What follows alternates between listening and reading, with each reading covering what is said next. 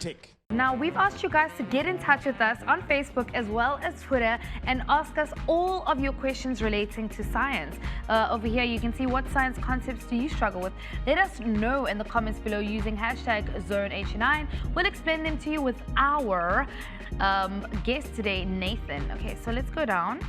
Over here, I saw one at the bottom by Abby Lebusa is saying Ohm's law. I guess they actually want to know what exactly. Can you just explain it? So Ohm's law is it's an equation, and it's a law that tells how electricity is moving and what the relation between current, resistance, and voltage. So the equation is just the voltage equals the current times the resistance.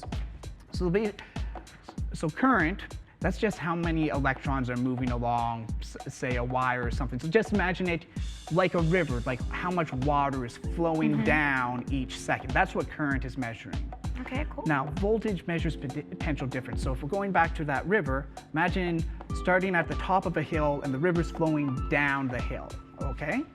And it turns out there's a relationship between how far you're falling down and how fast everything's going. Okay. And the voltage is the current times the resistance, which is just what sort of stuff is slowing down the current. So back to the river, how many rocks and things are just slowing it down. Yeah. So that's the basic idea of Ohm's law. Well, Abby, I hope that we have answered your question. We're going on to the next one. We've got Queen Kunta, how to pimp a butterfly, saying hashtag ZoneH9, mass and gravity. She'd love an explanation on mass and gravity. Okay, so mass and gravity, we'll go with the sort of quick, simpler version of gravity, which is Newton's law of gravitation, which the equation it's that the force of gravity between any two things is G m1 m2 divided by r squared. So that's all sorts of symbols that don't really mean anything, right? So the basic idea of Newton's law of gravity is he said every single particle has a gravitational field. So this particle has some mass m, or m1. And so the further away from something it is, the more spread out the gravitational field becomes. Okay. Does that make sense? And so since the area increases as r squared, that's where this r squared is coming from. Okay. So when we're in here, there's a lot more field in this little section than there is in here because it's just an expanding shell. And then, so every particle has this field, and it interacts with every other particle.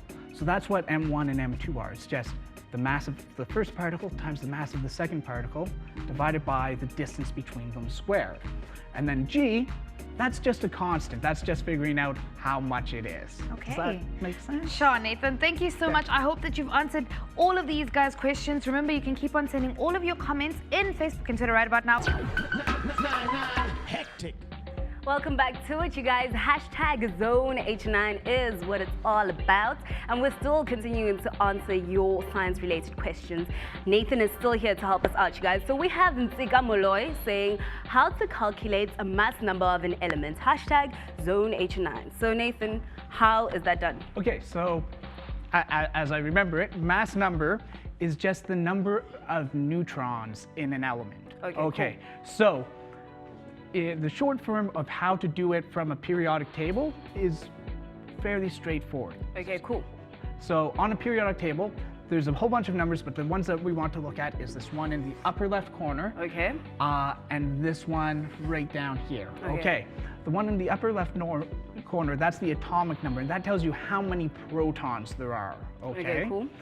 And this one here tells you the atomic mass. So for helium, you often the atomic mass is about 4, and the proton number is 2. So there's 2 protons in it. So we want to get the mass number, so I'll call that Mn, is just the atomic mass minus the atomic number. Okay, cool.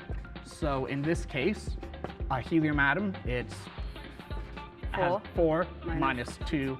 There's 2 neutrons in it. That's the basic thing of how to read it off of there. Okay, cool. Yeah. So Ntsika, that's how you do it. You just head on over to your periodic table and you work it out just as Nathan has shown us, you guys. Hectic.